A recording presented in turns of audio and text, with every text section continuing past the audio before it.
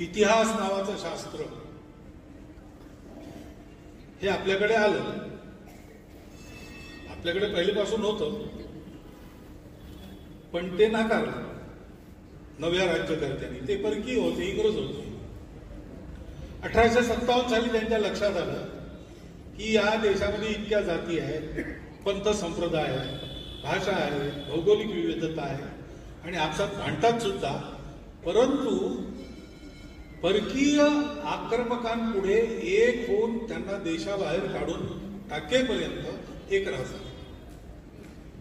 आणि म्हणून आपल्याला जर यावतचंद्र दिवाकरो भारतावर राज्य करायचं असेल तर हा त्यांचा स्वभाव लयाला जाईल असं काहीतरी केलं पाहिजे.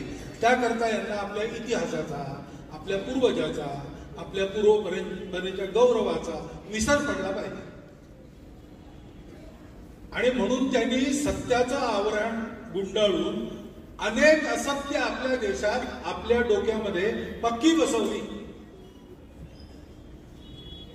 त्या सगळ्या असत्यांच्या मुळात एक असत्य होतं, ते म्हणजे भारतात आज जे लोक दिसतात त्यातले अधिकांश लोक बाहेरून आले आहेत.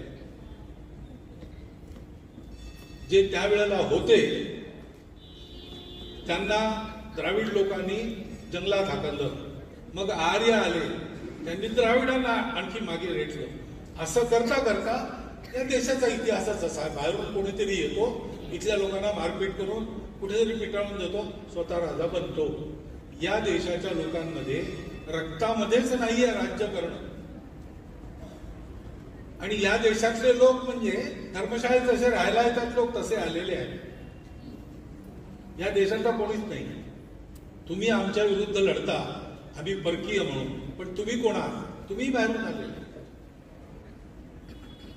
ही धादात खोटी थिअरी आपल्या सत्तेच्या बळावर आणि आमच्या अज्ञानाच्या कारणाने त्यांनी आपल्या डोक्यात बसवली. सगळ्या जगामध्ये आज ती रद्द झाली आहे, कोणी मानत नाही. इतके पुरावे त्याच्या विरुद्ध आलेले आहेत, पण अजूनही आपल्या लोकांच्या डोक्यातून ती घालवायला वेळ लागतो.